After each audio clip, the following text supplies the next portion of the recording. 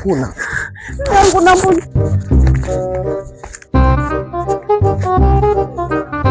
Naona hamjaja kwa heri. Mzee, sio kwa heri. Yaani hapa tumekuja kama ni kwa shari, ni kwa shari mzee wangu. Nisikilize baba. Binti yako siwezi kuendelea kuishi naye. Siwezi kuendelea kuishi naye. Ana mambo ya kijinga. Yaani mimi sogea hapa. Siwezi kuendelea kuishi naye. Ana mambo ya kipumbavu. Mzee, huyu ndo akuleta mabwana ndani. Afu mimi nimetoka. Mimi siwezi kuishi naye hapa. Nimeamua mzee kukurudishia kwa amani. Angalia hajaumia hata popote. Nimeamua kukurudishia kwa amani.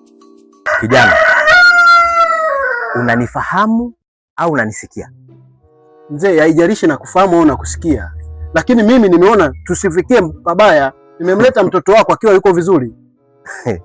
Maana siwezi kuendelea. Naona unaletea ujinga. Hapana mzee, siwezi kuishi. Kimya! Hapana, siwezi kukaa kimya.